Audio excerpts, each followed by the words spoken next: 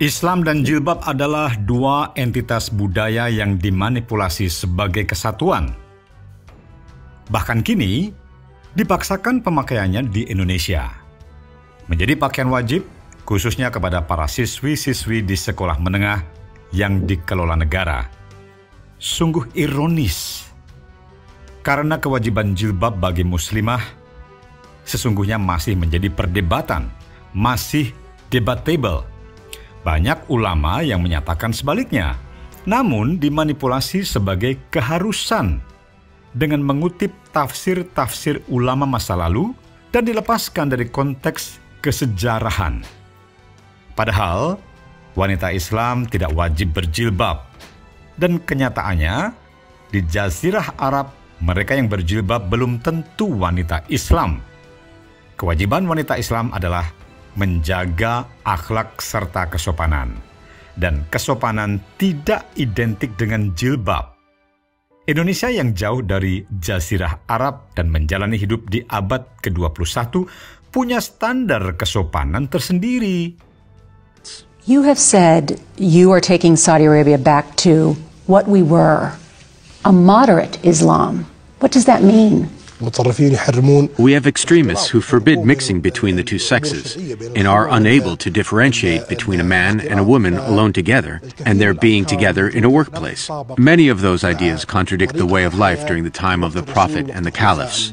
This is the real example and the true model. The laws are very clear and stipulated in the laws of Sharia that women wear decent, respectful clothing like men. This, however, does not particularly specify a black abaya or a black head cover. The decision is entirely left for women to decide what type of decent and respectful attire she chooses to wear.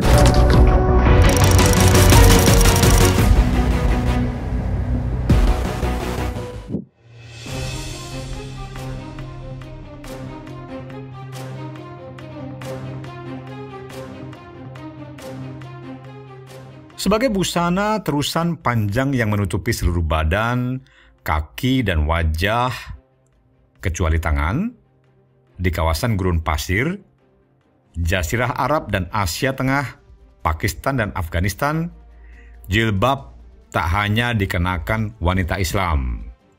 Jilbab juga dikenakan oleh wanita Yahudi dan Kristen, serta penganut agama dan komunitas lain. Hijab dan niqab adalah pakaian khas di kawasan gurun pasir, bukan pakaian Islam. Penggunaan pakaian yang menutupi seluruh tubuh ini terkait kondisi geografis dan keamanan, sekaligus standar kesopanan wanita Jazirah Arab yang diadopsi oleh agama, bukan produk budaya yang diagamakan. Sebelum Yahudi, Kristen dan agama Islam lahir, wanita di gurun pasir Arabia sudah memakai jilbab. Sumanto Al-Qurtubi, profesor dan dosen antropologi budaya di King Fahd University of Petroleum and Minerals, Arab Saudi, mengatakan bahwa hijab itu syariat Yahudi. Sumanto selama ini banyak menulis tentang sejarah, tradisi dan budaya hijab hingga berseri-seri. Sumanto penulis jurnal ilmiah di lingkup Asia dan internasional, menulis banyak buku, dan terakhir menyelesaikan manuskrip tentang jaringan Saudi Arabia Indonesia. Pengajar di Arab ini juga kepala Scientific Research and Social Sciences serta senior scholar di National University of Singapore. Sumanto mengungkap salah satu fakta menarik tentang sejarah, tradisi, dan budaya hijab.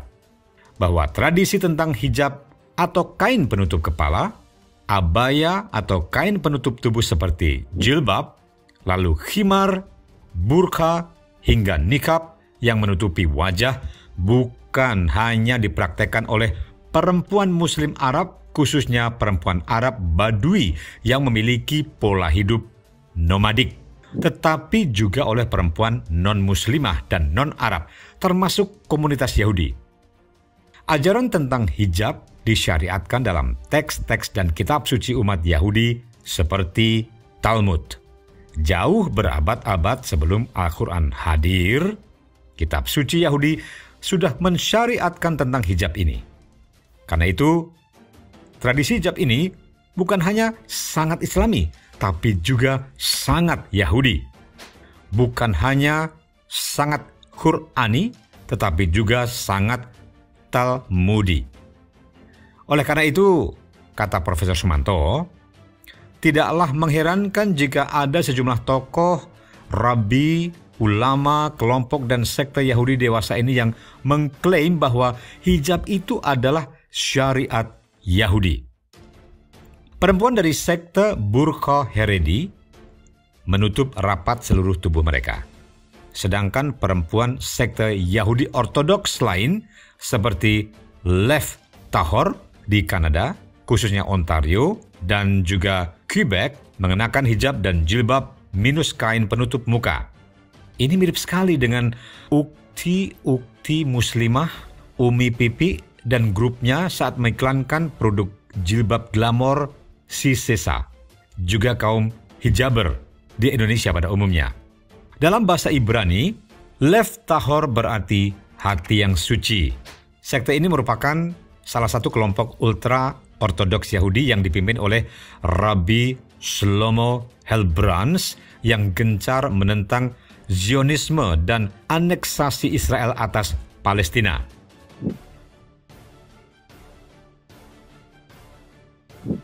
Sumanto Al-Qurtubi yang sedang menangani beberapa penelitian termasuk yang terkait isu terorisme dan kontraterorisme di Indonesia, mengungkapkan banyak sekali ajaran, tradisi, dan Yahudi yang diserap Islam, termasuk penggunaan hijab yang kini jadi kewajiban dan identitas khas kemuslimahan.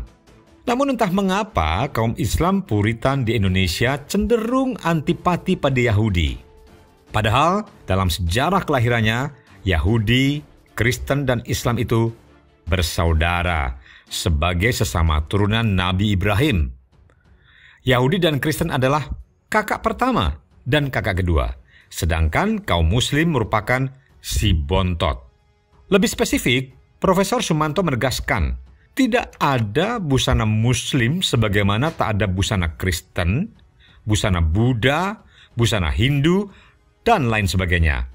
Yang ada adalah busana gamis, jarik, jeans, sarung, kebaya, piyama, baju koko, baju batik, kemeja, kerudung, dan sebagainya. Ulama ternama, mufassir Al-Quran, dan guru besar yang tak perlu diragukan keluasan, ketinggian, dan kedalaman pengetahuan Islamnya, Profesor Dr. Quraisy Shihab juga menyatakan hijab tidak wajib bagi muslimah.